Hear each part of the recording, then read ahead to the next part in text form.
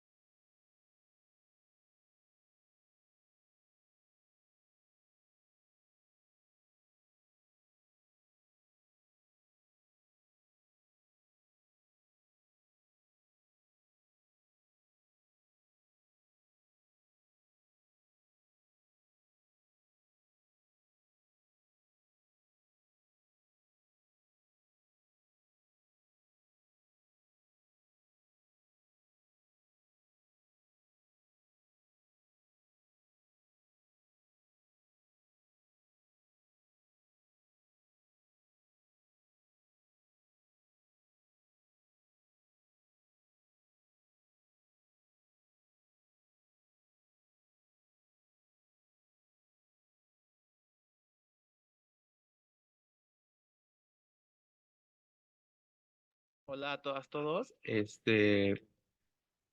Están como confitriones para la cuestión de la gestión de admitir a sus compañeros, ¿ok? Gracias.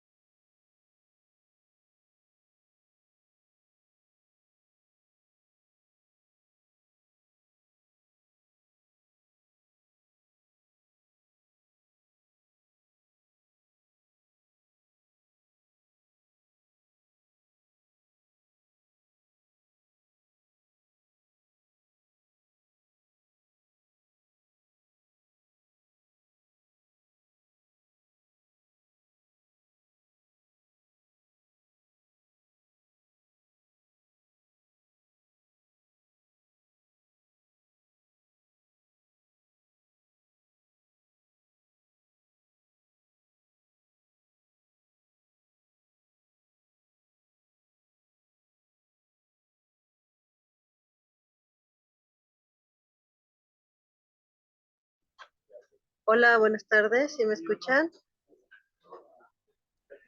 Sí, escucho. Buenas tardes, Sí, Sí, buenas tardes, escuchamos, maestra. Buenas tardes. ¿Sí se ve en la pantalla una presentación? No, según la fotografía. Bueno, No, está como presentando la plataforma de Zoom.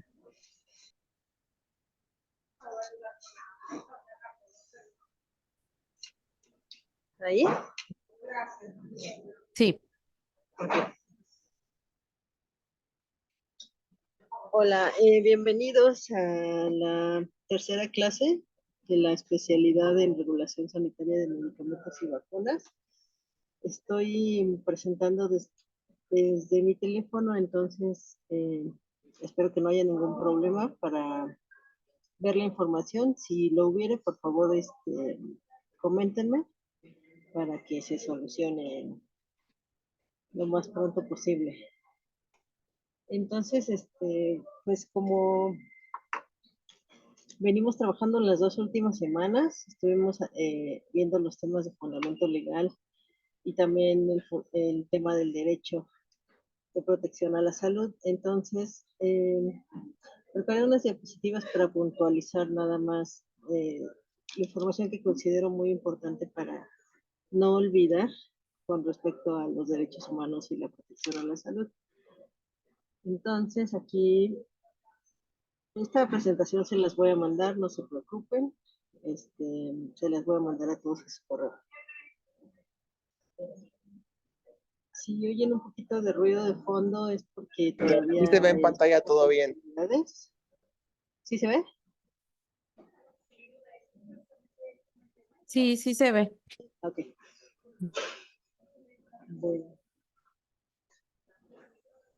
Bueno, entonces, respecto a la reforma constitucional del 2011, es muy importante puntualizar estos 3 párrafos, que son los primeros 3 párrafos del artículo primero constitucional. En uno es en el que habla de que todas las personas gozarán de los derechos humanos reconocidos en esta Constitución y en los tratados internacionales de los que el Estado mexicano sea parte. Esto es un cambio fundamental, un cambio importantísimo a nivel de nuestra Constitución, porque significa que nuestros derechos como ciudadanos están protegidos más allá de la Constitución por todos los tratados en los que México haya firmado como parte y asimismo tenemos garantías para la protección que si pudieran no estar consideradas dentro de las leyes mexicanas, podrían tener un grado de protección porque desde el primero constitucional nos dice que vamos a gozar de los derechos humanos reconocidos en la Constitución y en los tratados internacionales en los que seamos parte. Entonces, esto a nivel ciudadanía es muy importante que se conozca y que se tenga muy claro. Y también nos habla de que el ejercicio de estos derechos no podrá restringirse ni suspenderse, salvo en casos que la Constitución establezca que es, por ejemplo, cuando se ha cometido algún delito y hay una privación de la libertad por una condena, pues entonces sí, en ese caso sí se restringen algunos derechos, de otro modo, pues no podrían restringirse. El segundo párrafo es el principio que se conoce como el principio de pro persona o de interpretación conforme y habla de redunda en lo mismo, pero es muy importante tomar en cuenta que está perfectamente descrito. Las normas relativas a los derechos humanos se interpretarán de conformidad con esta Constitución y con los tratados internacionales, favoreciendo en todo tiempo a las personas a la protección más amplia. ¿Qué quiere decir? Que si en la Constitución hubiera una posible interpretación respecto al goce de un derecho y en algún tratado internacional hubiera algo relativo en el que haya mejores condiciones para la persona, se debe dar la interpretación en el que la persona tenga la protección más amplia. Entonces este es otro cambio muy importante. Significa que si en nuestras leyes o nuestra constitución no estuviéramos protegidos en cuanto a un derecho y sí en un tratado internacional, entonces tenemos derecho a exigir que se nos aplique lo que señala el tratado internacional. Y el tercer párrafo es el que habla de las atribuciones y competencias con respecto a los derechos humanos de las autoridades. Y habla de todas las autoridades en el ámbito de sus competencias. Todas las autoridades se refiere a todos los órganos de gobierno, a todos los estados, a todas las autoridades que tengan una competencia dentro del gobierno mexicano, tienen estas obligaciones, que son promover, respetar, proteger y garantizar los derechos humanos. Y esto debe ser de conformidad con los principios de universalidad, interdependencia, indivisibilidad y progresividad. ¿Qué quiere decir? Que los derechos humanos son para todos, que no se puede separar un derecho de otro, que un derecho puede depender de otro, como el derecho a la salud, el derecho a la alimentación, a la vivienda, por ejemplo. Si uno de estos se perdiera, pues no se garantizarían los demás. Entonces, Lo bueno que no te... es muy importante señalar los principios. Bueno, ¿A poco? ok. Y en consecuencia, el Estado deberá Ah, prevenir, mira. investigar, Maestra, sancionar. nada más, si Bueno, podemos apagar los demás, los micrófonos, porque está interfiriendo por ahí un micrófono. ok. Sí, por favor, si me apoyan a apagar sus micrófonos. Y sí les pido una disculpa si hay un ruido de fondo aquí en la oficina, porque todavía no han terminado las actividades. Gracias. Entonces, el Estado mexicano y todas sus autoridades deben prevenir, investigar, sancionar y reparar las violaciones a los derechos humanos. Entonces, de ahí la importancia de haber dejado una tarea de que se leyera la recomendación de derechos humanos de la Clínica del IMSS del Estado de México para ver cómo se aplican estas obligaciones de prevenir, investigar, sancionar y reparar las violaciones. Entonces vamos a la que sigue y puntualizar lo del artículo 4 constitucional. La mujer y el hombre son iguales ante la ley. Esto tendrá importancia en la salud. Sí, porque como la mujer ha sido hemos sido un grupo históricamente discriminado, ha existido cierta violencia en cuanto al goce de los derechos de las mujeres, por ejemplo, la violencia obstétrica. Entonces sí tiene que ver el que en el artículo 4 se hable de la igualdad de la mujer y el hombre. Toda persona tiene derecho a decidir de manera libre, responsable e informada sobre el número y el desplazamiento de sus hijos. Pues aquí estamos hablando de salud reproductiva. Toda persona tiene derecho a una alimentación nutritiva, suficiente y de calidad, sí, por la interdependencia de los derechos. Y aquí está algo muy importante a lo que el Estado se comprometió al redactar este párrafo que dice: el Estado lo garantizará. Y la reforma del 2020 que habla del derecho de protección a la salud.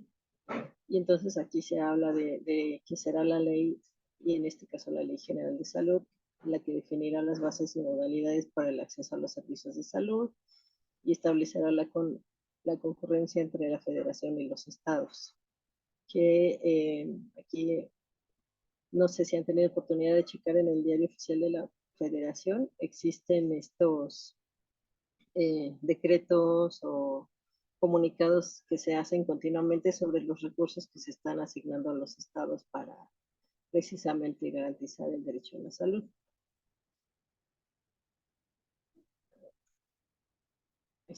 Entonces,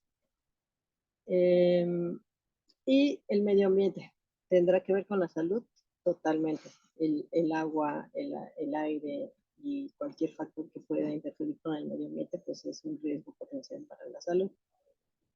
Entonces aquí ya se habla de una responsabilidad de quien provoque los daños y, por supuesto, la obligación del Estado de hacer valer estas leyes. Entonces, en cuanto a los derechos humanos, la recomendación o un referente de los más importantes es la emitida, la recomendación 14 por el Comité de los Derechos Económicos, Sociales y Culturales, en los que se habló de manera muy detallada sobre qué significa el derecho a la salud. Acá más adelante. Ok. Y entonces aquí tenemos en el artículo 8 de esta recomendación, observación general 14, se habla de un sistema de protección a la salud. En el artículo 9 se habla del más alto nivel posible de salud. Y se habla el derecho a la salud debe entenderse como un derecho al disfrute de toda una gama de facilidades, bienes, servicios y condiciones necesarios para alcanzar el más alto nivel posible de salud. Ahorita vamos a ahondar un poquito en esto, en qué es el más alto nivel posible de salud. Y nos habla de los factores determinantes de la salud en el artículo 11, como el acceso al agua limpia, el acceso al agua limpia, condiciones sanitarias adecuadas, suministro adecuado de alimentos sanos, nutrición adecuada, vivienda adecuada, condiciones sanas en el trabajo, el medio ambiente, acceso a la educación e información sobre cuestiones relacionadas a la salud, incluida la salud sexual y reproductiva. Entonces aquí vamos a ir a estas figuras que en esta conceptualización de los determinantes de la salud, ya desde los 90 se venía haciendo un trabajo en este sentido. Uno de los principales autores es el maestro Julio Frank, y quise retomar esta, aunque es desde aquel entonces, porque sigue siendo muy vigente en cuanto a cómo se definen los determinantes sociales. Entonces, aquí en la figura 1 podemos ver del lado derecho los riesgos biológicos que están asociados a la genética de la población, que tienen que ver con la idiosincrasia o la condición específica de cada ser humano. Y del lado izquierdo tenemos la organización social, en el que está involucrado el nivel de riqueza, el empleo, la estructura ocupacional, la estratificación social, que tiene que ver con el nivel educativo, el nivel socioeconómico. Entonces, del lado del genoma, se consideraba que no podía hacer mucho el gobierno en cuanto al nivel de salud. Si consideramos que no podría incidir en algún aspecto desde la salud de cada individuo, pero sí desde el nivel social, desde el nivel de que existan los recursos, los servicios, en todo, en vivienda, en agua potable, en todo lo que involucra el ambiente en el que se desenvuelve la población. Y entonces por eso se habla de el nivel más alto posible de salud, porque habría algunos factores en los que el gobierno no podrá incidir. Aunque actualmente con los temas de la contaminación ambiental y eso, pues sí vemos que hay algunos factores genéticos que pueden verse alterados por la contaminación, y de ahí muy importante que eso también se esté regulando. Pero desde un punto de vista estricto, una discapacidad, por ejemplo, no podría ser el gobierno que una persona pueda caminar si está impedida por eso, pero sí puede hacer que tenga el mejor nivel posible de atención para estar en la mejor condición posible por cada persona. Y del lado derecho, en la figura 2, pues vemos que está clasificados estos determinantes como en 4 niveles. El sistémico, que habla de la población, el ambiente, la organización social, que sería como lo que es el país.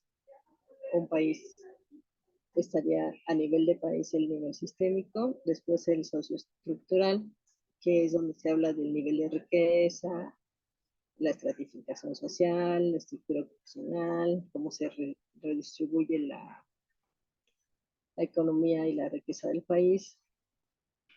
Luego ya está la institucional, que es ya en la que incidimos nosotros, en este caso Copepris como institución y asimismo el sistema de salud. Y algunas otras secretarías, como por ejemplo la Secretaría del Trabajo y Previsión Social, que tiene que ver las condiciones de trabajo, los sistemas de salud, que es donde estamos nosotros insertados, y también las condiciones de vida y estilo de vida, que tienen que ver con el nivel de la población, el lugar donde vive, si vive en una ranchería, en un pueblo, en una ciudad, a qué servicios tiene acceso, ahí están las condiciones de vida, y en el individual, pues el nivel de salud. Aquí también podríamos hablar un poco de lo que es las enfermedades crónico-degenerativas, que dependen en gran medida del autocuidado que tenga la persona. Por supuesto que debe de tener la accesibilidad a los servicios de salud y a los medicamentos, pero en un nivel individual depende mucho de esa persona que cumpla con las dietas, con los ejercicios, con todo lo que recomienda el médico para tener el mejor nivel de salud posible. Y entonces ahí es donde hay una pequeña brecha entre lo que el gobierno podría hacer y no podría hacer. Debe haber una promoción de la salud, una prevención, una accesibilidad a los servicios, pero hay un punto en el que va a depender de la persona, ya sea de su nivel de salud o de sus hábitos y cómo responda a atender su propia enfermedad. Ok, entonces aquí ya que hablamos un poquito más a fondo de los determinantes sociales, eh, podemos diferenciar, hacer, es decir, no es lo mismo el derecho a la salud que el derecho a la protección a la salud.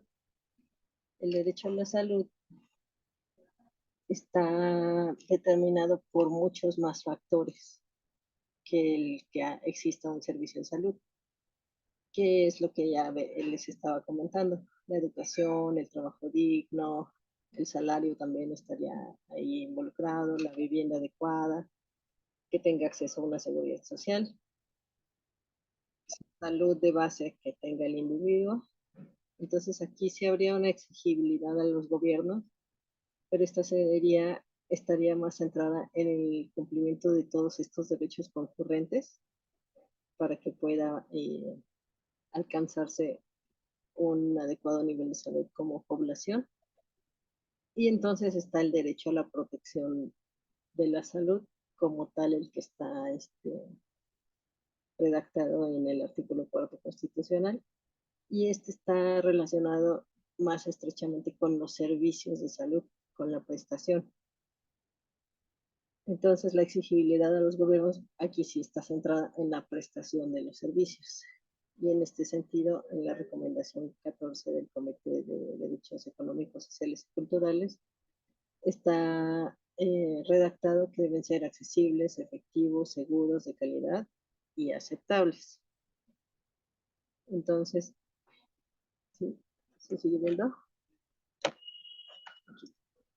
Sí, Entonces aquí, un poquito ahondando en esta observación general 14, disponibilidad, pues que debe haber un número suficiente de establecimientos, bienes y servicios públicos de salud y centros de atención de la salud. Accesibilidad está relacionada con 4 dimensiones, que una es el derecho a la no discriminación, la accesibilidad física para personas que tengan alguna algún impedimento para acceder de manera física, y también el que estén cerca de las poblaciones que lo requieran, la accesibilidad económica, que tiene que ver con lo que tenga que invertir el paciente o la persona que acuda a un servicio de salud, con cuánto dinero tenga que invertir o gastar para recuperar su salud o recuperar su mejor nivel de salud. Y el acceso a la información, que aquí está contemplado el consentimiento informado, que es otro tema muy del que se puede hablar muy extensamente, pero básicamente que un paciente o sus familiares tienen derecho a recibir toda la información respecto a algún procedimiento que se vaya a hacer, sus riesgos potenciales y los potenciales resultados para tomar una decisión informada. La aceptabilidad, que tiene que ver con que todos los establecimientos, bienes y servicios sean respetuosos con la ética médica y culturalmente apropiados. Aquí hablamos de, por ejemplo, en los pueblos indígenas, tienen ciertas creencias con respecto a la salud reproductiva, con respecto a su religión. Entonces debe haber un entendimiento del personal de salud que labora en esas comunidades, de cómo manejarles la información para hacerla aceptable para ellos y que la puedan llevar hacia conseguir este nivel óptimo de salud. Y también aquí nos habla de la confidencialidad y mejorar el estado de salud de la persona que se trate, independientemente de dónde sea, en este caso, una persona de una comunidad o una persona de la ciudad, pues no importa, debe ser aceptable para el tipo de población que atiende. Y la calidad, que tiene que ver con que todos los ciudadanos debemos de tener el acceso y el derecho a recibir un servicio de salud de buena calidad, no por estar en un nivel socioeconómico bajo, pues te puede atender cualquiera, ¿no? De ahí los requisitos para laborar en una institución de salud pues son importantes porque habla de que se busque esa calidad para todos. Bueno, entonces, ya retomando puntualizando estos puntos, vamos a hablar sobre la recomendación 9 de 2024, que es la que se dejó leer para el día de hoy. Entonces, si alguien que quiera levantar la mano y platicarnos de qué se trata.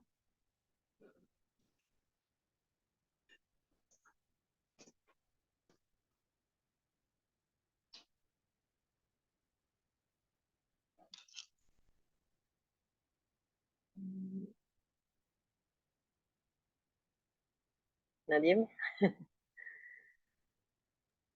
Bueno, buenas tardes, maestra. Buenas tardes. Bueno, lo que entendí de esa lectura es que había un paciente para la época de la pandemia que acudió a esta institución de salud, al IMSS. Sin embargo, él tenía, o sea, era un caso sospechoso de COVID, pero el médico tratante, pues decidió solo darle ciertos medicamentos, ¿no? Loratadina y no recuerdo qué otro medicamento, y lo envió a su casa.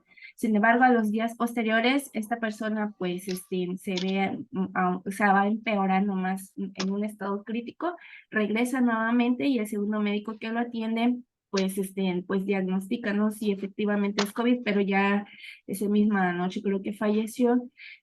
Los familiares pues estaban molestos y pues levantan una queja a Derechos Humanos por la cuestión de que ellos consideran que no se les dio una atención adecuada a tiempo a su familiar, aunado que tenía comorbilidades, como obesidad, y aparte trabajaba creo que en la misma institución en el traslado de los cuerpos de los pacientes COVID.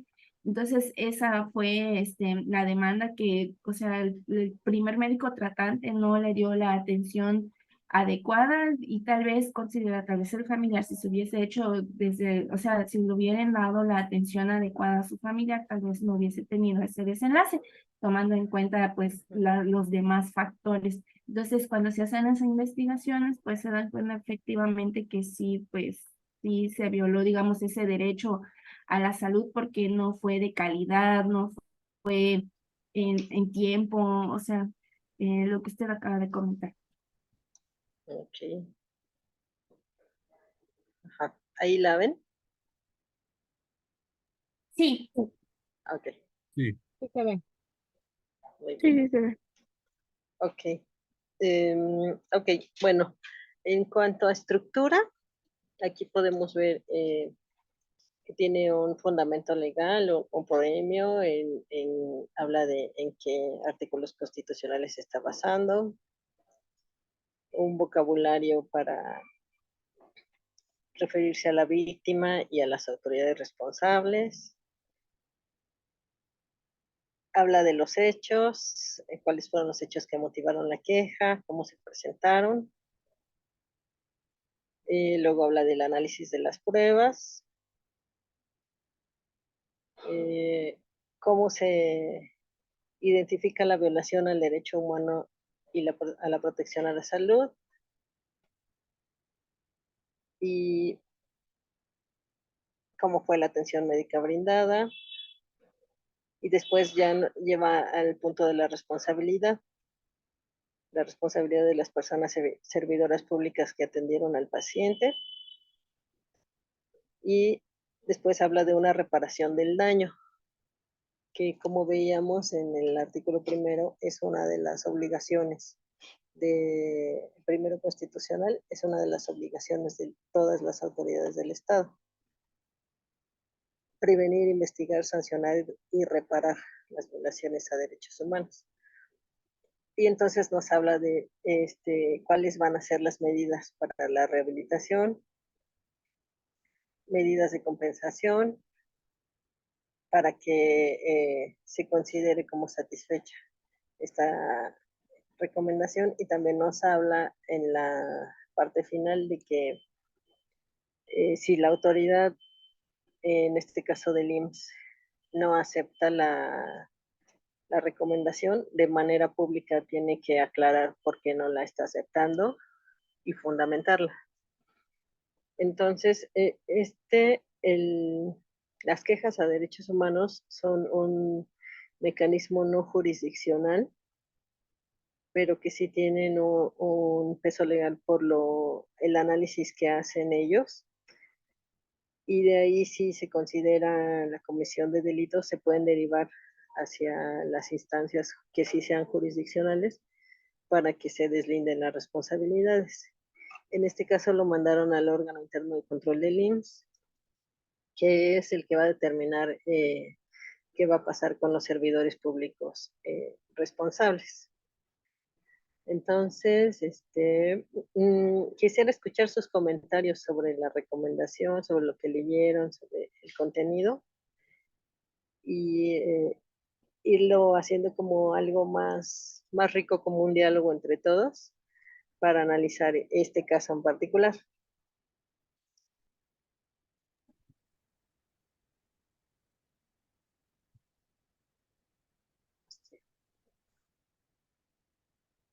¿Puedo dar mi opinión? Sí, adelante. Soy Silvia Aguilar.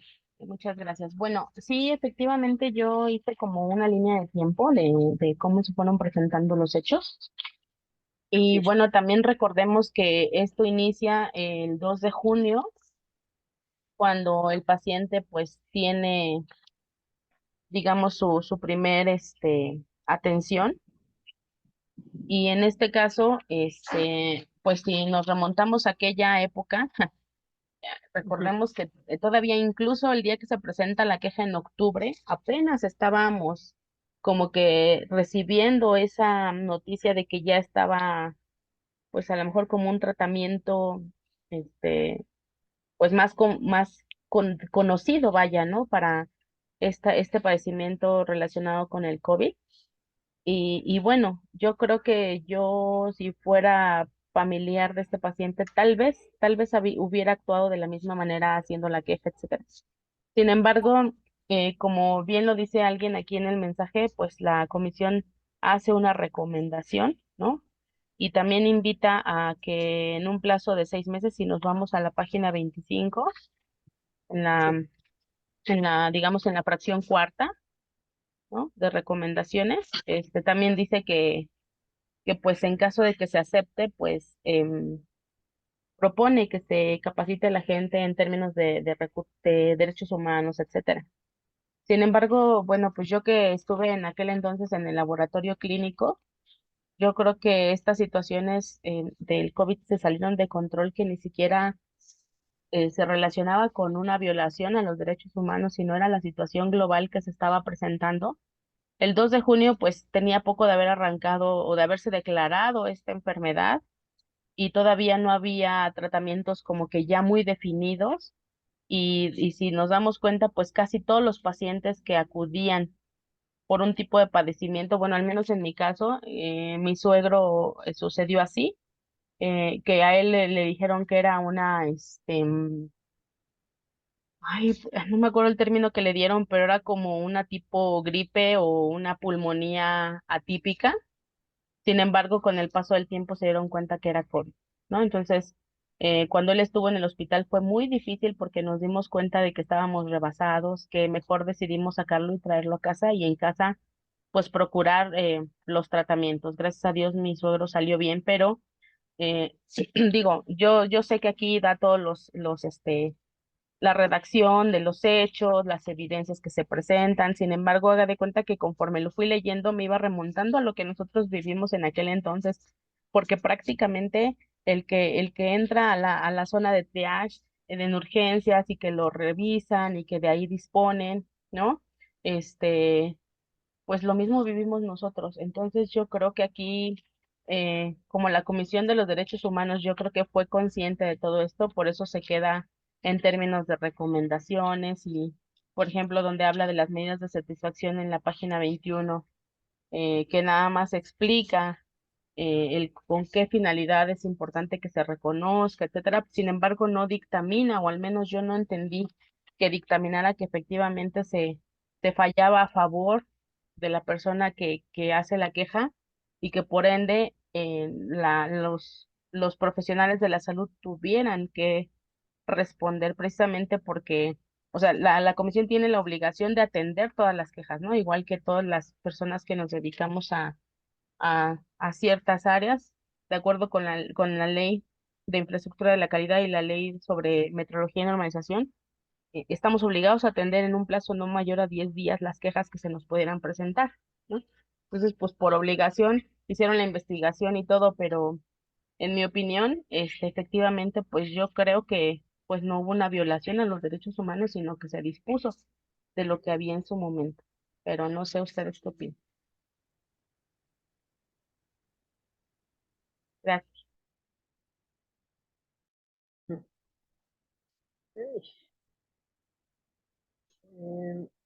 María del Sol, Sí, gracias. Buenas tardes. buenas tardes. Sí, perdón, yo no estoy de acuerdo en esto porque pues se hizo la evaluación. Bueno, fue un paciente que llegó con toda la sintomatología, llegó con dificultad respiratoria, tenía obesidad. El médico reporta que tiene disminución de los ruidos respiratorios del lado derecho, me parece. O sea, tenía todos los síntomas para que se le hubiera hecho una prueba COVID. Incluso en ese momento ya se tenía cómo se tenía que proceder. Todo paciente sospechoso era obligatorio hacerle la prueba de COVID. Entonces yo creo que sí se violaron los derechos. Era un paciente que requería hospitalización y no se le debe de haber mandado a casa con loratadina y paracetamol. O sea, eso y nada creo que fue lo mismo. Entonces, el paciente llega sumamente grave, obviamente fue tratado por un médico privado, mandándole más medicamentos, 3 anticoagulantes al mismo tiempo. Obviamente el paciente llegó con choque hipovolémico y un choque séptico también. Entonces, realmente, pues sí, fue un mal ejercicio de la medicina. Yo sé que estábamos sobrepasados en ese momento, pero era un paciente que tenía todos los factores agravantes y sobre todo en esa época que ya se sabía que las personas con obesidad eran los más afectados en COVID. O sea, que iban a ser, y presentaban el COVID más grave y eran los primeros que estaban falleciendo. Entonces, no tuvo por qué habérsele dado de alta a este paciente.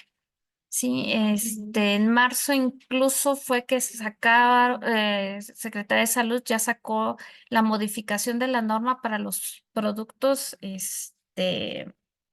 terminados de alimentos, ya con los sellos, las bebidas y demás, justamente por esto. Estamos hablando de marzo. Ahora imagínense en junio, pues ya se tenía este conocimiento y estos antecedentes de las personas con obesidad mórbida que eran los primeros en fallecer.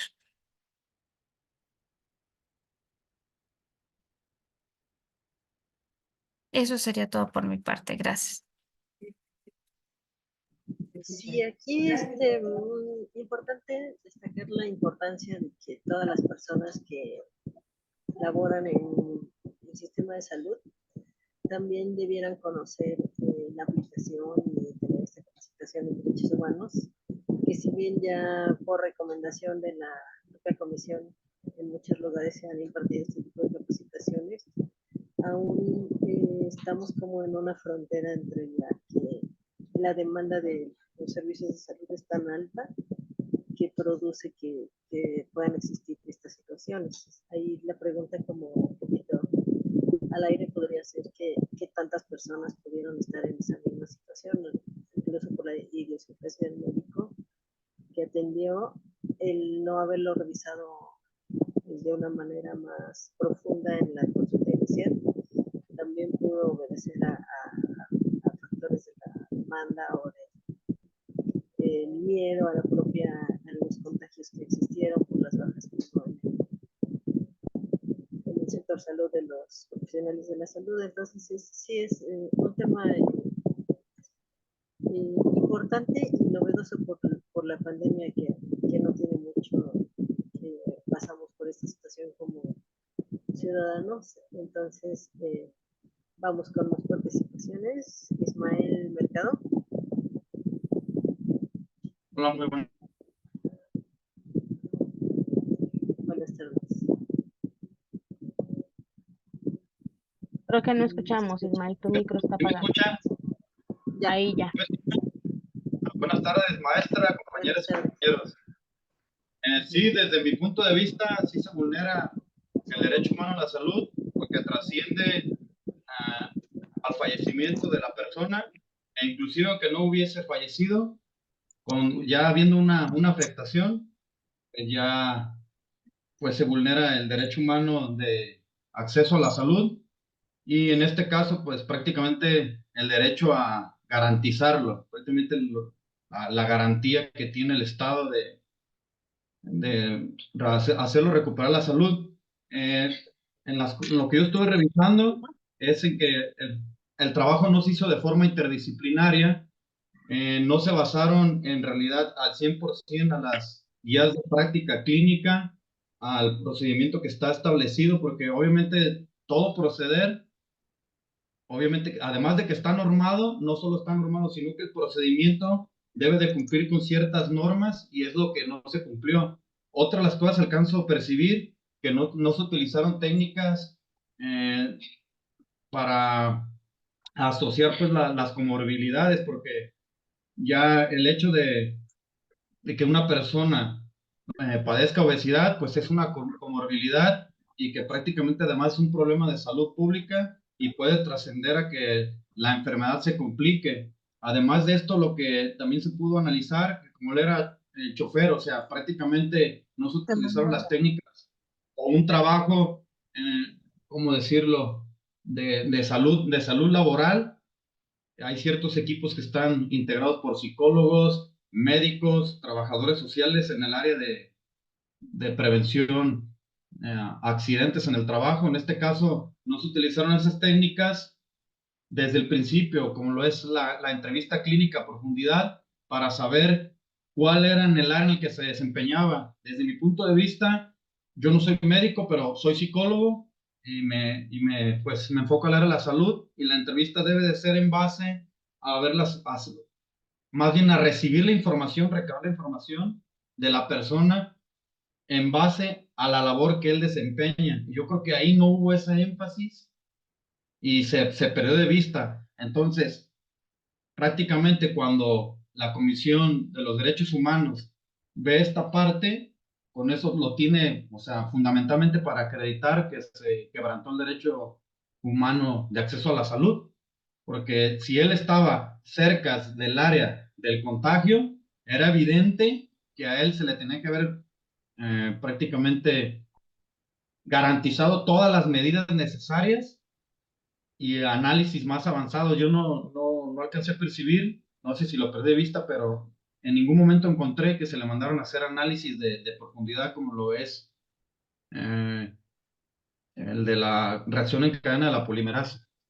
No sé si me perdí, pero hasta donde yo vi no alcancé a ver que le pidieron la prueba. Sería todo.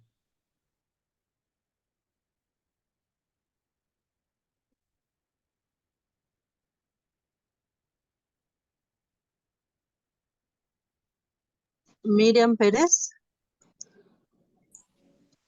Sí, buenas tardes a todos. Buenas tardes.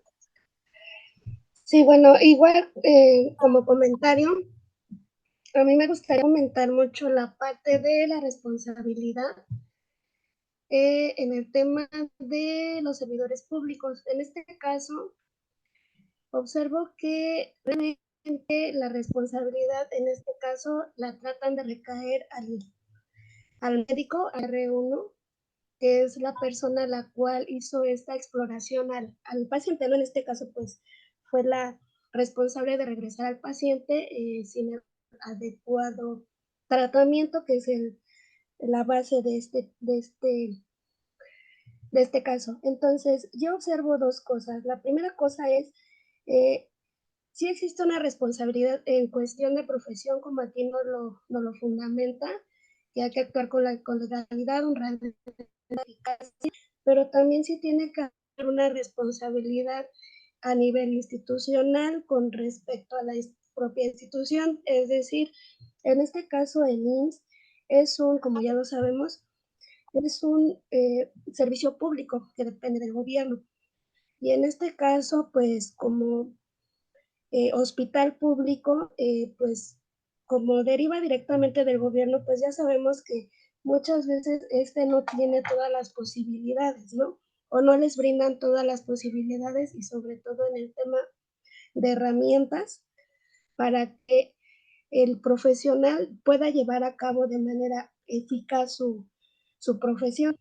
En este caso, a mí sí me gustaría saber, ustedes como autoridad, ¿qué opinan? Ya que, bueno, en este caso, el profesional de salud debió de haber hecho una prueba COVID y debió de haber hecho no recuerdo si tomografía o radiografía, pero la hizo, ¿cuál fue la razón? ¿No? Si hubo pruebas, no hubo pruebas, estaba saturado el servicio de tomografía, no lo sé. ¿Cómo evalúan esta parte? ¿No? ¿Por qué? Porque desgraciadamente, pues el profesional hace lo que puede con lo que tiene y desgraciadamente, pues la propia autoridad de la clínica, pues aun con lo que tengan, el profesional siempre trata de hacer lo mejor posible dentro de lo que sus herramientas puede. Entonces, en este caso, me gustaría también saber en qué parte de la ley puedo yo indagar hasta dónde el director del IMSS o no sé, el responsable de la unidad tiene hasta cierto punto qué responsabilidad legal legal existe para hacerlo también partícipe de este tipo de situaciones. ¿Por qué? Porque si solamente decae en el médico, pues entonces al médico, ¿quién le da esas herramientas? ¿No? En este caso, pues tiene que ser el director, no sé, supongo, donde puedo observar que todo esto se puede o se está suministrando de manera correcta al profesional. Porque, bueno, eso es un tema de, de COVID, ¿no? Del año 2020, que como bien sabemos, pues es algo que ya pasó, pero hoy en la actualidad todavía existen este tipo de deficiencias con diversos insumos para la salud, sobre todo con medicamentos y con todo esto que el paciente requiere. Y la otra parte sería eh, en la recomendación, como lo comentaba el compañero, ¿no? ¿Por qué son recomendaciones y por qué no son obligatoriedades? Y hasta qué punto la autoridad encabezado en el IMSS, en este caso, puede o no ser responsable con este tipo de actuares que se presentan y que puede seguirse presentando todavía. Ese es mi comentario.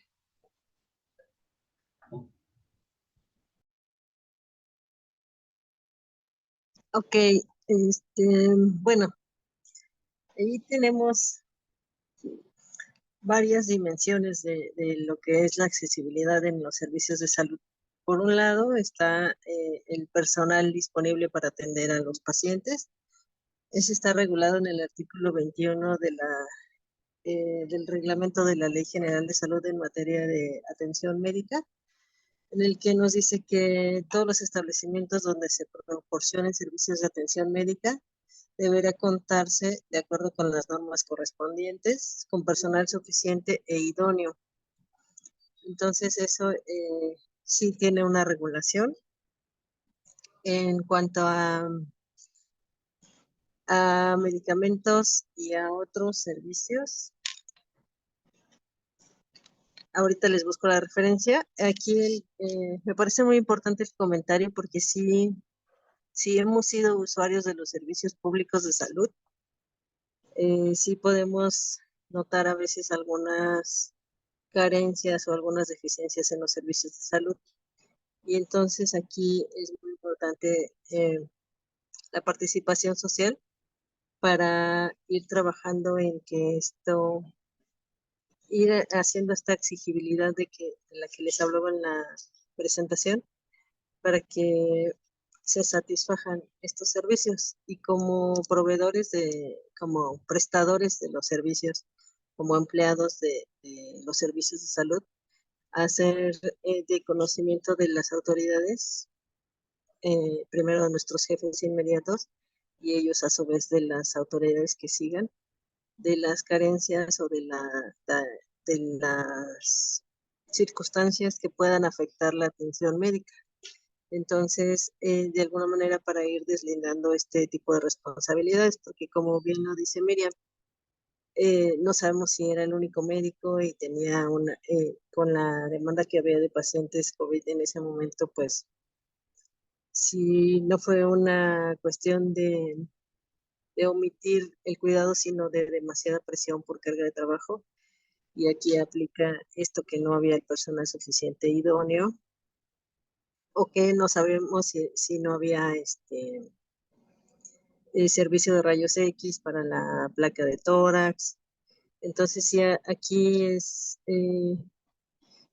importante como que ampliar nuestra panorámica de los servicios de salud y ver que sí, en el sistema de salud público, pues sí hay una serie de carencias que pueden estarnos afectando a todos como usuarios. Entonces, vamos con Ricardo Ort. Ricardo Roth. Rodríguez, perdón. Ajá, Rodríguez. Muy bueno. Sí. Bueno, ya respecto a todo lo que hemos platicado, está muy detallado toda la parte del hecho, de lo que sucede con el paciente.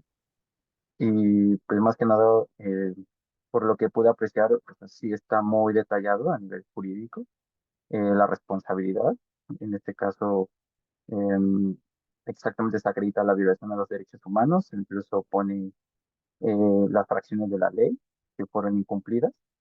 Entonces realmente yo creo que sí, este es el artículo habla detalladamente cómo hubo negligencias o problemas en omisiones en la atención médica que se le brindó al paciente y la vulnerabilidad a sus derechos humanos. se detalla perfectamente que pues si no es tanto como si hubo una culpa de alguien, sino que realmente hubo aquí una falta en los procedimientos que se tenían establecidos en ese tiempo. Y algo que también, pues sí, me llamó mucho la atención, sin duda, es como el proceso que se lleva, ¿no? Me parece ser que puede ser muy largo, ¿no? Este procedimiento. Tenemos fechas desde la pandemia, 2020, 2022, incluso 2023. Incluso el documento tiene una vigencia de precisamente este año, del 2024, ¿no? Entonces, sin duda es un tiempo muy considerable para que se finalice este proceso en las sanciones que se le darían a las instituciones, en este caso la forma de reparar el daño, ya sea con los médicos responsables o em, con los servidores públicos. Y pues mi pregunta también va más a esto de que a pesar del tiempo que haya pasado, se seguirá tratando de aplicar estas medidas de satisfacción, medidas de compensación, aunque tal vez el paciente, a pesar de este largo proceso, ya no esté interesado. También en el artículo, de hecho, se lee que aunque, si el paciente ya no está interesado, se puede poner esto en pausa y cuando él lo necesite, se puede reactivar. Es lo que también leí en este documento, ¿no? Entonces, pues sí, esa sería mi pregunta, ¿no? O sea, hay un tiempo determinado para que esto se efectúe, entiendo que esté en el documento, pero más que nada enfocado al paciente, ¿no? De que, bueno, en este caso a la víctima, quejosa, indirecta, que fue la que levantó esta denuncia. Entonces, esa sería como mi pregunta, si hay un tiempo estimado para que pueda seguir siendo válido o ya después de un determinado tiempo ya se procedería de otra manera. Eso sería mi pregunta para finalizar. Ok, sobre la duda de la exigibilidad y la aplicabilidad de las recomendaciones, le voy a ceder la palabra al licenciado Giovanni para que desde el ámbito del derecho nos comente por qué es esta situación en la comisión.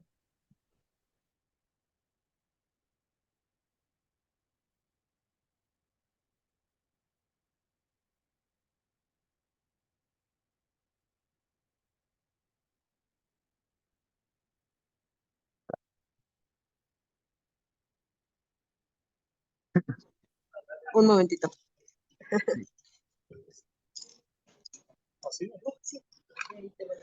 Hola, estimados, ¿cómo están? Buenas tardes.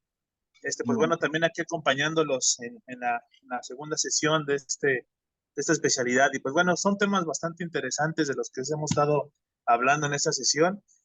Y antes de esto, estaba escuchando el comentario anterior y la pregunta anterior en donde son referente a qué tipo de responsabilidad también existe en cuanto a los pues distintos cargos que ocupa un titular de un hospital o de un servicio de atención médica. Y en efecto, existen diversos tipos de responsabilidades como pueden ser de materia penal, de materia civil y materia administrativa. Son las principales que existen, en donde cada uno de estos titulares pues toman cargo, toman responsabilidad ante las actuaciones. Escuché también un comentario en el que dice, bueno, ¿y el titular del hospital qué tipo de responsabilidad tiene?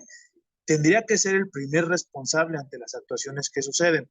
Como comentario, normalmente, por ejemplo, en las demandas que existen en materia de responsabilidad hasta cierta conducta de los titulares o de los médicos tratantes de un paciente, el primer responsable que se demanda tendría que ser al titular de ese hospital, al titular de quien está llevando a cabo o es el encargado de ese establecimiento.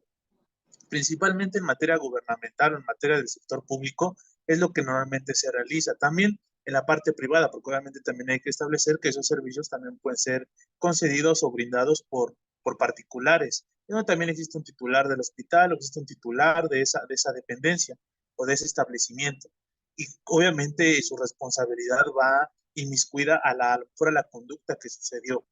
En la lectura, obviamente, vemos que pues son desafortunadamente conductas que recaen en a lo mejor afectaciones súper graves, ¿no? Como lo puede ser la muerte o la afectación directamente hacia la persona y que lo limita a realizar ciertas actividades posteriores a la atención que se supone que se brindó. Entonces, es interesante ese tipo de responsabilidades. Pues bueno, podríamos comentar lo que son penales, civiles o de responsabilidad civil y administrativas, en donde a veces hay destitución de cargo, inhabilitaciones. En materia civil, pues obviamente que una reparación del daño en cuestión de carácter patrimonial. Hay veces personas que se encargan o prefieren irse a ese tipo de reclamo de responsabilidades ante una responsabilidad de carácter penal, en donde obviamente lo que se busca pues es una sanción, y esa sanción en ocasiones pues es no solamente el retiro a lo mejor de una cédula, sino obviamente un procesamiento en materia penal. Cometer algún tipo de delito en donde ya se configura a lo mejor una tentativa de homicidio o un homicidio completo o culposo o un homicidio de diversas índoles, ¿no? Pero ese es el fin en esa área. Ahora bien, en lo referente a la parte de la Comisión Nacional de Derechos Humanos, una institución también de carácter autónomo, en donde también tiene cierta determinación y tiene cierto peso. Sin embargo, sus comentarios, sus determinaciones no son de carácter coercitivo. ¿A qué voy? Que la determinación que ellos colocan o que ellos imponen, pues no puede ser no es coercitiva porque no tiene una sanción, no puede ser aplicada de manera directa, sino son determinaciones que fungen como una recomendación a la institución, a la dependencia, para que se apeguen a esos derechos humanos que se supone que tendrían que establecerse, que reconocerse y que brindarse, principalmente en la materia de derechos humanos. Entonces, es una institución bastante importante. Sin embargo, en cuanto a las determinaciones que ellos o que se emiten por parte de la comisión, es difícil colocar ese tipo por propio de la comisión, determinar que su pronunciamiento es de carácter coercitivo, de carácter obligatorio. Obviamente existen otro tipo de fases en las cuales ese pronunciamiento que emitió la comisión va a funcionar o nos va a servir. En efecto, me refiero a un carácter de una institución o un procedimiento judicial, en donde, fíjate, yo ya fui a la Comisión Nacional de Derechos Humanos, denuncié los hechos, tengo esta determinación o tengo este pronunciamiento, y te va a servir a lo mejor en su momento para poder complementar el pronunciamiento en un ámbito judicial, en donde está reclamando una responsabilidad de carácter civil, una responsabilidad de carácter penal. Fui a tal institución, me dijeron esto, comenté esto y tuve esta determinación. Sin embargo, pues es a veces un poco desafortunado que la Comisión Nacional no pretenda, no pueda llevar a cabo ese tipo de pronunciamientos, y que sus pronunciamientos sean obligatorios. Un tema bastante interesante. Y pues bueno, en materia, solamente para cerrar, en materia de derechos humanos, creo que sí es conveniente estudiar y analizar que, a pesar de que se encuentran reconocidos todos estos tipos de derechos en nuestra propia Constitución, en los diversos tipos de leyes federales, pues el acceso a ese tipo de derechos en ocasiones ha sido un tanto complicado. Y obviamente para ello tenemos diversos medios. Pero bueno, el tema no es llegar a ese tipo, pues esos medios de defensa, hacerlos valer, porque ya entramos a un proceso judicial muy diverso, muy distinto a lo que se supone que tendríamos que hacer, que simplemente si existe un derecho humano reconocido en nuestra Constitución, pues el Estado tiene que garantizar a través de diversas actividades que ese derecho humano reconocido se brinde a la sociedad. Si hablamos en materia de salud, que los servicios de salud sean accesibles a toda la población. Que obviamente si existe un sector público, el sector público garantice que la población, que a lo mejor no es que no tenga a lo mejor la accesibilidad económica para pagar, porque eso es independiente. Toda la población mexicana tendría que tener el acceso vasto y suficiente y una atención de calidad para que ese derecho humano que está reconocido en nuestra Constitución pueda brindarse de manera pues perfecta, de manera idónea, más bien sería la palabra. Pues bueno, gracias y esperamos el siguiente comentario. Un tema muy, muy importante. Muchas gracias, muchachos. Aquí agregaría justo en lo que acaba de mencionar el licenciado, agregar esta parte, que si bien la Comisión Nacional de Derechos Humanos no tiene un carácter coercitivo, no es el único recurso al que podemos acudir. Si se considera que exista una afectación a una persona, a los derechos de una persona, o se haya cometido incluso un delito, se llegue al dolo, al carácter doloso en la prestación de un servicio de atención médica, que no es la única instancia a la que podríamos acudir. Se podría acudir a la CONAMED para analizar la parte de la práctica médica. Se podría acudir a la COFEPRIS para ver si el servicio cumplía la regulación sanitaria o cumple con la regulación sanitaria un hospital, un establecimiento de salud, si da cumplimiento a lo que por normas debe de cumplir. Eso lo podría vigilar la COFEPRIS y en tal caso imponer las medidas que correspondan de sanción o incluso llegar a la clausura. No sé si han visto que últimamente ya se están haciendo muchas clausuras, ya no se está quedando solo en la suspensión de trabajos. Y también pueden llegar al ámbito penal y denunciarlo como un delito para que se haga una investigación por parte de la Fiscalía y los ministerios públicos. Entonces, la Comisión de Derechos Humanos surge como una necesidad conforme a la reforma constitucional del 2011 para empezar a darle atención a todos los derechos que no, en la idiosincrasia de la población no estaban considerados como derechos, y para ir resignificando todo esto e incluso poder llegar a que se emita la normatividad en materia de estas cosas que no están reguladas, pero mientras tanto pues es uno de los recursos que tenemos. Y en la parte de reparación del daño pues habla de que se tiene que inscribir a los familiares de esta víctima al registro de víctimas para que puedan acceder a ciertos recursos. Entonces sí se está buscando como una atención o una reparación del daño para sus pacientes, para sus familiares. Y en cuanto a los tiempos, sí es en materia institucional, por la gran cantidad de población que hay, pues sí, en todas las instituciones se observa que tardan los trámites, tardan las diversas resoluciones en salir, sí hay un desfase, que aquí es parte de ir trabajando como sociedad y en el gobierno a que hayan los recursos humanos necesarios para atender la necesidad de la población en todos los ámbitos, ¿no? Bueno, vamos a continuar con otra participación. G. Jara, si me dice su nombre completo. Sí, soy Guadalupe Jaramillo. Ok, adelante. Buenas noches, doctora. Buenas noches a todos. En realidad, un poquito yo me voy un poco más hacia atrás. Recordaba dentro de los artículos que nos dejaron leer, de toda la información que nos dejaron leer, pues se comentaba de la Constitución en el artículo 4, en mayo del 2020, donde se establece que todos tenemos derecho a la salud. Bueno, esto es desde antes, pero recuerdo que el mayo del 2020, en teoría, el gobierno tenía la obligación de ver cómo se apoyaba a la gente, pero en realidad, o sea, poco se ha hecho. Yo no sé si poco, yo no sé, o no hay recursos sobre todo este tipo de atención que se brinda en realidad a la gente, ¿no? Creo yo que nos hace falta mucho presupuesto para dar una buena atención a este derecho. Y por otro lado, recordando un poquito a la situación de esta personita que se fue, esta época todavía en realidad, aunque creo que era la primera época de la pandemia, la primera oleada, en realidad todavía no se sabía cuáles eran los medicamentos correctos para las personas con COVID. Y yo lo comento, desafortunadamente yo perdí a mi esposo. Y me acuerdo que él falleció en enero y en febrero llegaron las vacunas, que digo, ¿por qué me pasa esto a mí, no? Sin embargo, bueno, en realidad a muchos perdimos a muchos familiares, pero recordando la situación, pues ni siquiera el seguro tenía, ni el ISSSTE, ni nadie tenía el conocimiento ni los recursos también para atender tanta gente.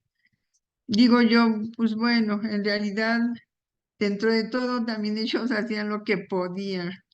El seguro, el ISSSTE, todas las instituciones. Vamos, si ni siquiera los hospitales de paga muchas veces ni siquiera tenían los materiales adecuados para sacar adelante, ¿no? No tenían ni el conocimiento. Yo no sé en realidad de tanta gente, posiblemente el responsable que atendió a esta persona, pues a lo mejor, ¿saben qué? Vete de aquí porque pues ahora sí que es lo que te puedo dar atención en este momento. Recuerdo que esta enfermedad era una situación de que de repente estaban bien y de repente 2, 3 horas y se agravaban. Entonces yo no sé qué tanta responsabilidad también pueden tener estas personas. No lo sé, doctora. Eso no puedo decirlo, pero fue una situación muy compleja, extraordinaria, en el cual sí deberíamos de prepararnos todos para sacar adelante, que Dios no lo quiera una oleada nueva, ¿no? Que espero que nunca en años se llegue a presentar. Pero, pero en realidad fue muy complejo todo esto. No sé, por ley, pues yo podría decir, bueno, que se pueda defender lo que más se pueda para nuestros familiares también, porque también creo que es una justicia. Pero creo que hasta la fecha recién también una persona cercana por negligencia se fue. Entonces dice uno, híjole, qué caray, estando el COVID o no estando el COVID, pero suceden situaciones de negligencia en el sector salud. Entonces, ¿cómo podríamos tomar el toro por los cuernos? No sé, en realidad también haciendo que las cosas también se tomen con seriedad, yo no lo sé. Yo no quiero decir que no se esté tomando con seriedad en esta situación, pero que de verdad se le dé la importancia como en Estados Unidos o en otros países, en una negligencia médica, que se asuman también las consecuencias y también esas consecuencias las debe de considerar también la institución del IMSS, ¿no? El ISSSTE, particulares. Pero bueno, esa es mi opinión. A lo mejor consideran que es muy ligera, pero hay muchas cosas, esto es muy complejo. Esa es mi opinión, doctora. Gracias. Vamos con Aarón. ¿Cuál es su apellido? ¿Sí me escuchan? Sí, Aarón Velázquez. ok. Bueno, nuevamente retomando un poquito, ¿no?, de mi caso, yo sí considero que sí hubo violación, independientemente de cómo se presentó la pandemia.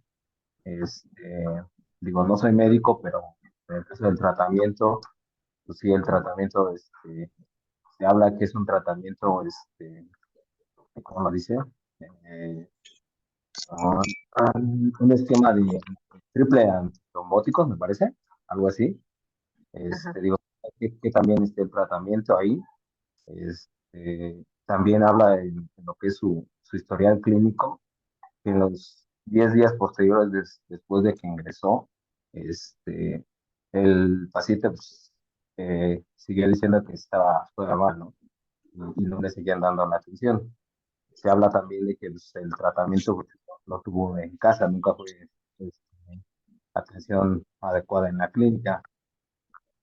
Eh, Digo, aquí igual no sé qué pase con el reglamento del IMSS, que hay un reglamento interno del cual dice que el médico es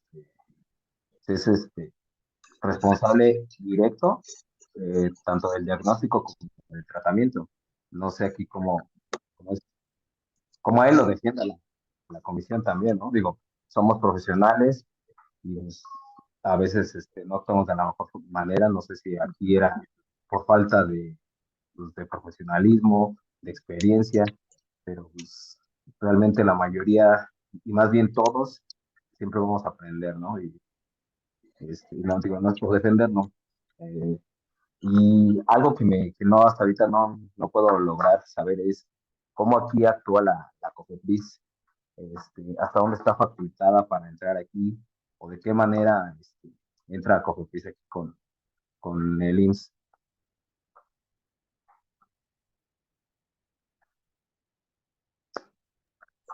Nosotros, en este caso, la familiar del paciente fallecido acudió a la Comisión Nacional de Derechos Humanos.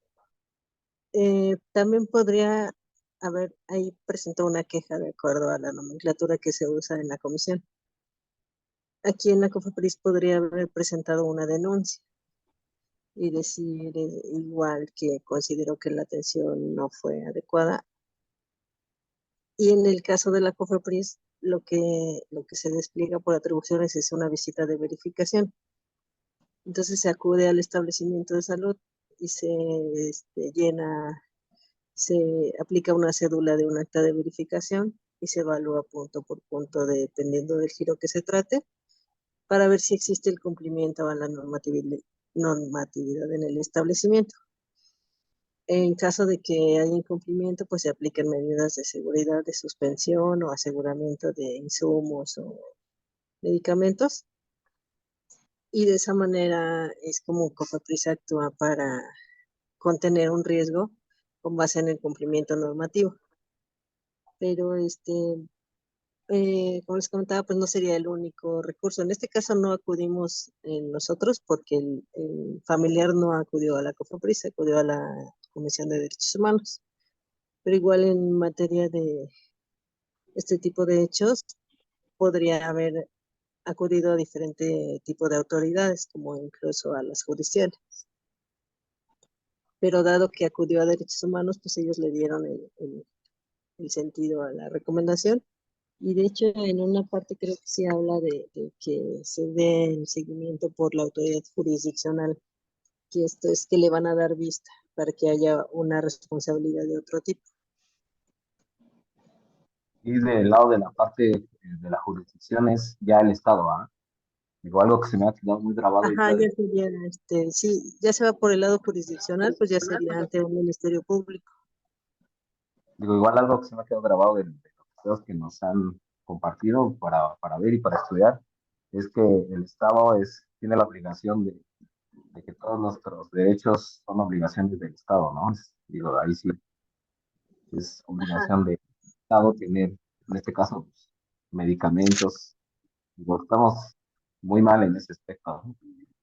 Pero Sí, así es. También en el artículo 87 del reglamento de la Ley General de Salud en materia de prestación de servicios de atención médica, está regulado de que todos los establecimientos, que me voy al artículo,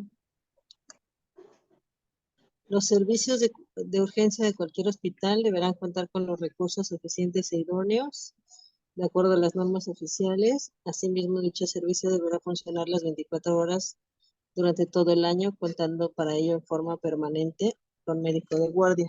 O sea, sí está regulado que deben existir los recursos suficientes en los servicios de atención médica. Ya en materia de recursos y en materia de cada institución, sí hay mucha labor por parte de todos los niveles para ir haciendo las gestiones y los trámites y lo que se requiera para conseguir lo que necesitan. y una última pregunta. ¿Qué tiempo yo puedo dejar pasar algo así para posteriormente hacer mi denuncia o mi queja? ¿Cuánto tiempo es el máximo, por así decirlo?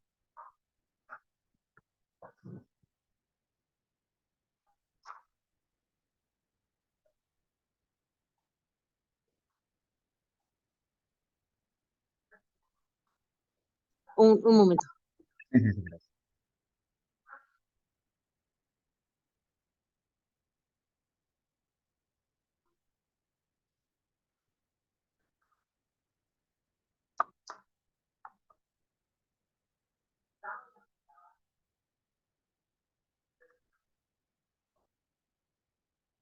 Un momentito.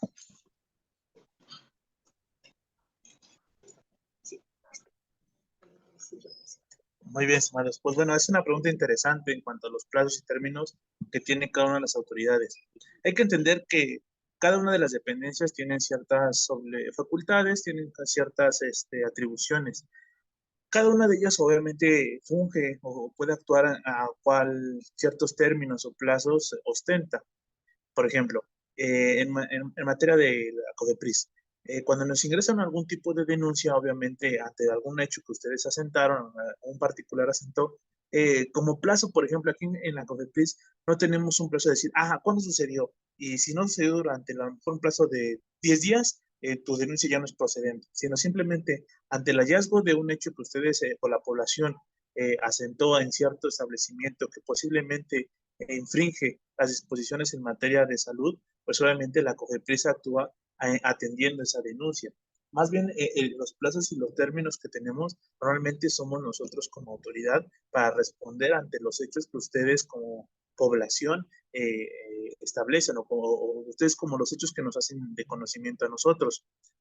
COFEPRIS en su momento, por ejemplo, cuando recibe ese tipo de denuncias, pues procedemos a realizar en su momento algún tipo de visita de verificación o algún tipo de redacción de oficios. Principalmente son visitas de verificación para tratar de ostentar que la calidad del establecimiento que se está visitando cumple, o que si los hechos asentados en la denuncia obviamente mencionan que a lo mejor están realizando prácticas quirúrgicas sin tener las disposiciones o los lineamientos específicos, pues obviamente constatar que realmente cumpla con lo que debe de tener en materia de infraestructura, en materia documental, en materia de los profesionales que están aplicando ese tipo de actividades, estén en apego a la disposición.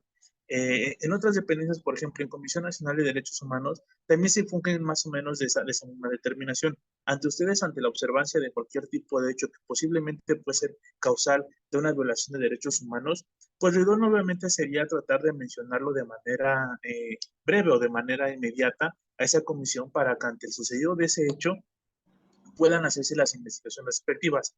¿Por qué? Obviamente, ante la posible comisión de algún tipo de violación de derechos humanos, pues entre mayor pase el tiempo, tal vez esa violación de derecho humano ya no puede ser de cierta forma comprobable, o ya no puede ser constatada.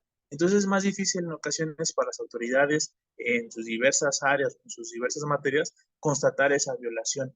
Entonces siempre la recomendación es que ante el hallazgo o ante la constatación de algún tipo de hecho en donde se están violando algún tipo de derechos humanos o en materia de salud estamos constatando algún hecho en donde están infringiendo a su parecer algún tipo de actividad o disposición en materia de salud o no están realizando las actividades aptas o correctas, pues se mencione de manera lo más breve posible. Y obviamente existen ya los medios de comunicación aptos o idóneos. Por ejemplo, en materia de salud, COFEPRIS ya cuenta con algún tipo de dispositivo electrónico en donde puede realizar ese tipo de hallazgos, de denuncias, y en este caso la autoridad puede actuar de manera un poquito más rápida.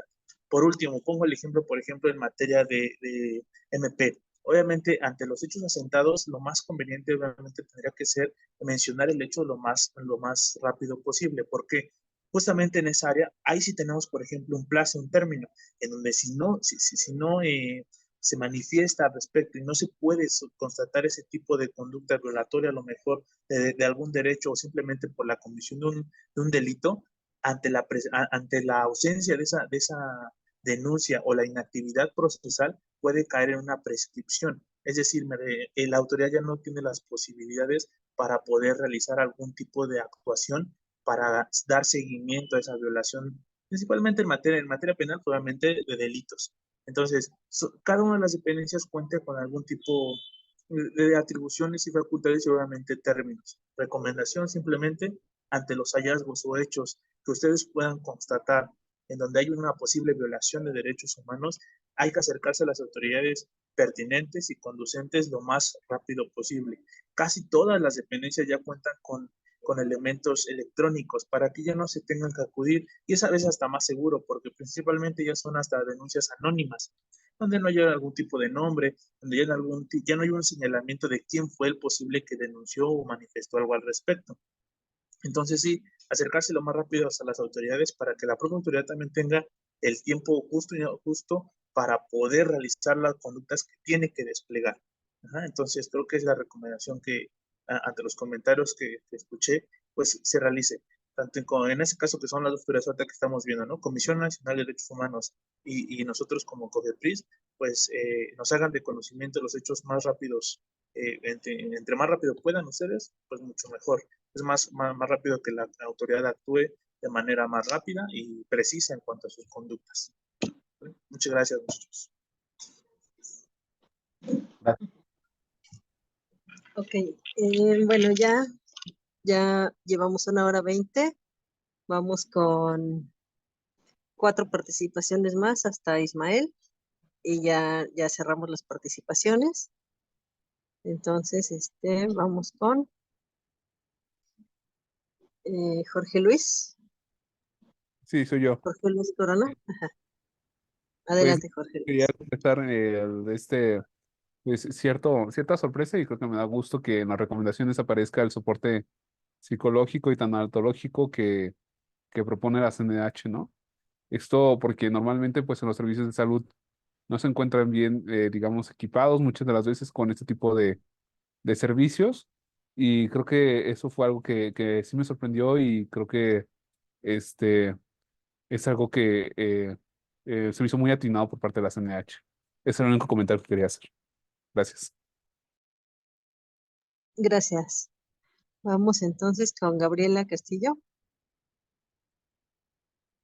Hola, buenas noches. Buenas noches. Mi duda va en referencia sobre este caso, cómo bueno, a lo que vi de forma retrospectiva en ese entonces, la pandemia llevaba unos 4 o 5 meses y la OMS tenía publicada una guía del curso de tratamiento clínico, manejo clínico de este tipo de pacientes y menciona que se toma como paciente moderado que no es necesaria su hospitalización aquellos que presenten fiebre, neumonía, pero neumonía no grave, o sea, que no saturen a menos de 90, que es el caso de este paciente. Lo que tengo duda también es que el paciente se trató de forma externa con anticoagulantes, mismos que no estaban en ese momento recomendados en ninguna guía. ¿Cómo se atiene responsable esa atención extrainstitucional que tuvo ese paciente?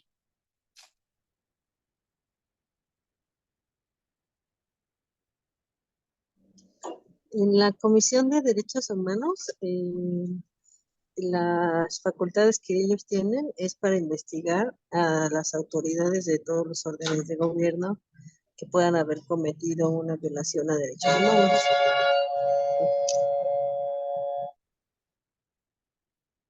En caso de un particular, es la CONAMED la que tendría que entrar a investigar como comisión si existió una mala práctica médica o directamente en la autoridad judicial, si se presenta la denuncia en el Ministerio Público o ante la Fiscalía, ellos podrían entrar a investigar a un particular. No es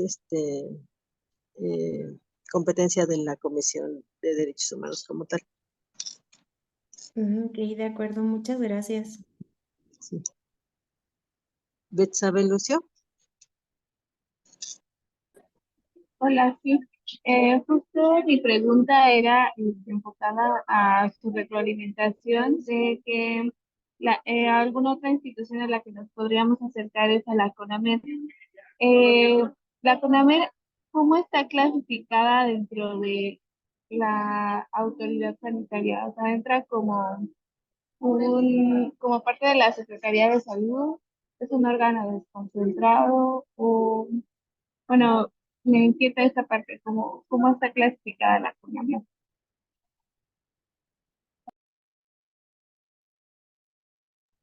La CONAMED es un órgano desconcentrado.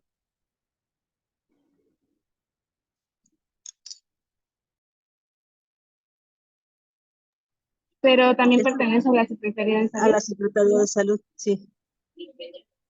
Ah, ok. Pero la COFEPRIS como tal investiga el cumplimiento regulatorio y la CONAMED investiga la práctica médica. En el caso de la queja que estamos analizando, se realizó ante la Comisión de Derechos Humanos porque es una institución de gobierno. Entonces es competencia de la Comisión de Derechos Humanos investigar a las autoridades e instituciones de gobierno. ¿Y la Comisión de la Mejora Regulatoria? ¿Cuál sería la duda? Ajá, igual entra dentro de un órgano desconcentrado de la Secretaría de Salud.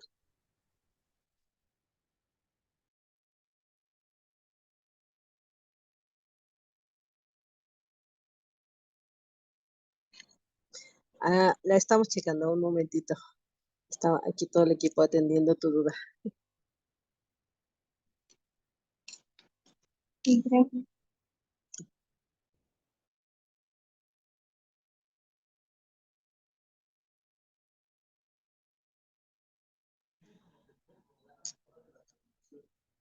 Eh, es un órgano desconcentrado, pero depende de la Secretaría de Economía.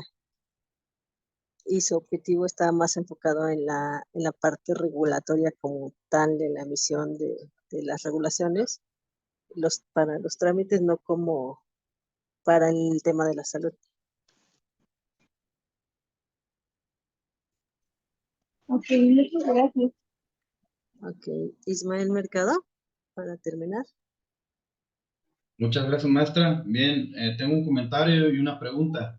Nada más, en base al comentario, sí, pues para ser respetuoso y quizá saber explicarme bien, no quisiera pues que se confundiera con política, menos por la temporada, pero sí, básicamente lo que podemos analizar y rescato de los comentarios de los compañeros en base al tema estudiado es que precisamente sí hay carencias en el sistema de salud. Yo en lo personal, pues he tenido experiencias malas, pero también muy buenas en el IMSS.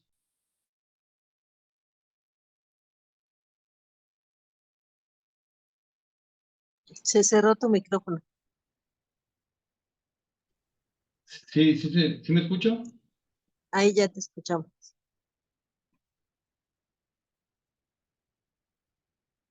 ¿Sí? Ismael.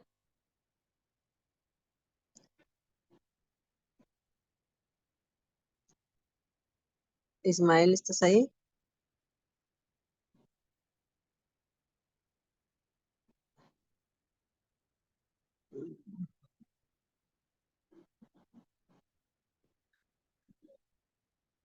¿Sí?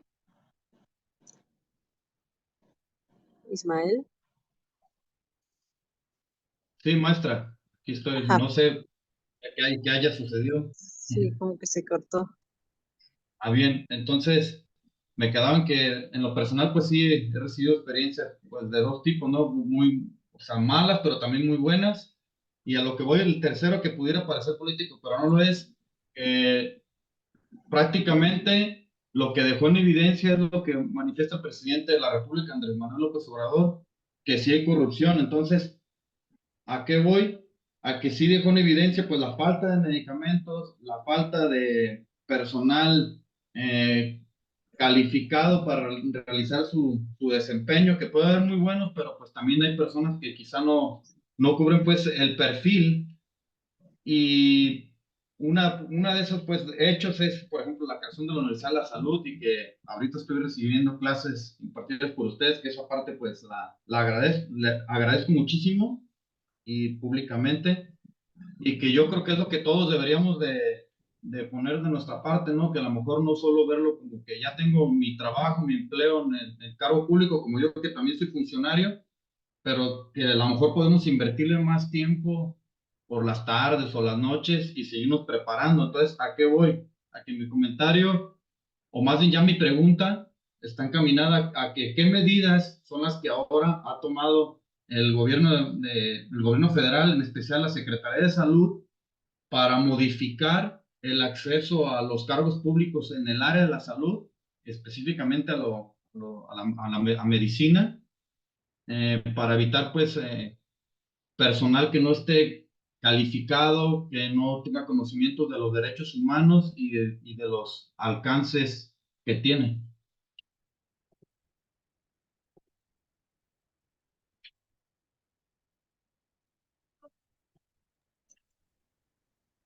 Ok, todos los gobiernos, cada sexenio tratan de implementar una serie de medidas con respecto a estos derechos y más a partir de la reforma del 2011. En el artículo 4 constitucional, como hemos revisado en esta unidad, está garantizado el derecho a la protección a la salud y este gobierno lo ha tratado de hacer a través del INSABI y ahora a través del IMSS Bienestar. El objetivo es alcanzar esa cobertura para toda la población. Hay una serie de limitaciones que se han visto en cada programa, pero siguen siendo un esfuerzo del gobierno en turno para dar esta cobertura. También en el artículo 4 constitucional está ahora, se habla de los apoyos económicos a los estudiantes y a las personas vulnerables. Estos apoyos económicos también de alguna manera están enfocados a proteger esos derechos. Por un lado, el derecho a la alimentación, por el otro lado, el acceso a servicios y a tener ¿cómo se llama? El poder adquisitivo para poder invertirlo en medicamentos o en alguna necesidad relacionada con estos derechos a la vivienda digna, a la alimentación saludable. Y sin duda, este es un país que tiene una cantidad de personas en situación de pobreza demasiado grande y es un reto y va a seguir siendo un reto para los siguientes gobiernos, pero estas medidas que se implementan pues van enfocadas a eso. Y si siguen o si hay un punto de inflexión en el que no se logre la cobertura deseada, pues ahí lo importante que les dejaría como profesional de la salud pues es la importancia de la participación ciudadana para que se ponga de manifiesto a través de las diversas autoridades de las necesidades de la población. Y ahorita, como lo comentas, no es comercial, pero por el momento en el que estamos, pues que se haga que todos acudan a emitir su voto, independientemente de por qué no hagan, pero que exista esa participación ciudadana para que los gobiernos vean que existe una sociedad organizada como país, como sociedad. Entonces sería una cuestión ya de opinión, ya no algo como tal oficial, pero que lo importante es que estemos pendientes de que se cumplan nuestros derechos y por eso la importancia de retomar esto y de hablar de esta interdependencia de los derechos para que podamos realmente acceder a una salud de calidad.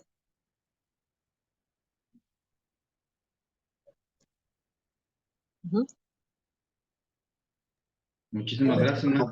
Doctora Alejandra, ¿qué pasó? ¿Ya finalizamos? Sí, ya estamos por finalizar. Ya estamos en la última pregunta. A ver, permítame. Las preguntas, Miguel, las preguntas que mandaron por chat, ¿las puedes guardar para contestarlas por correo? Sí, les agradecemos su atención y damos por finalizada la reunión. Muchas gracias a todas y todos. Muchas gracias. Gracias.